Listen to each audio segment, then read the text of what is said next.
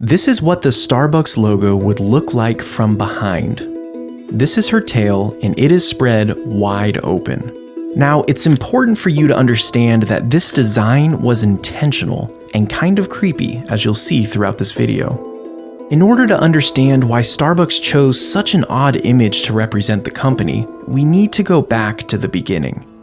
It was 1971, and the founders, inspired by Moby Dick, chose the name Starbucks. With Seattle being a port city and their coffee coming in on ships, they wanted their brand to be related to the sea. Next on their list was to find a logo.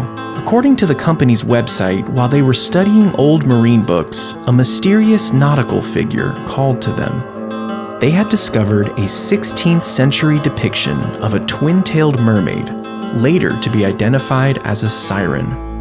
And almost immediately, they knew they found their logo.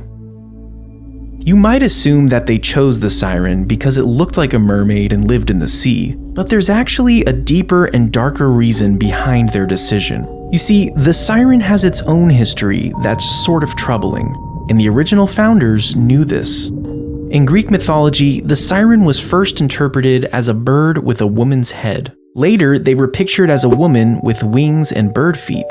They continued to evolve into a dragon-type beast, until finally being interpreted as the mermaid creature we see today. And regardless of the different variations, the characteristics of the siren remained consistent. They were seductive and violent. They used their beauty to seduce sailors to come with them in the water. Typically, a siren would sing, and the sailors would be unable to keep themselves from her. They would literally jump into the water and to their deaths. You might remember sirens from the tale of Odysseus, when he tied himself to a mast to avoid being drawn in by their beauty and singing. But wait, what does this have to do with Starbucks? Didn't they just choose the siren because it looked like a mermaid? Well, look at the first logo. The siren's chest was bare, and her split tail was seductively spread wide open. This depiction was no accident.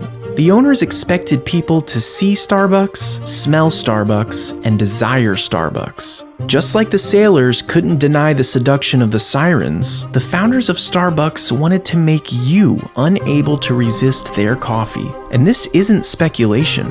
Former chairman and CEO Howard Schultz wrote that early siren, bare-breasted and Rubenesque, was supposed to be as seductive as coffee itself.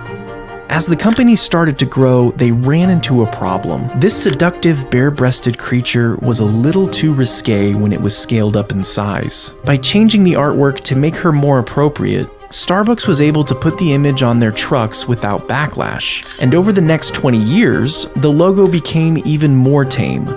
However, through all these variations, one thing has remained consistent. The siren has always been the focal point. In fact, the company loves this creature so much that in 2008, they went back to the original bare-breasted logo. This was an immediate flop with the public, and it was quickly discontinued. Starbucks doesn't even mention this in their logo evolution page on their website. But it goes to show how dedicated they are to this creature. And you might think that seduction and irresistibility make for a creepy marketing strategy. But at the end of the day, it is working.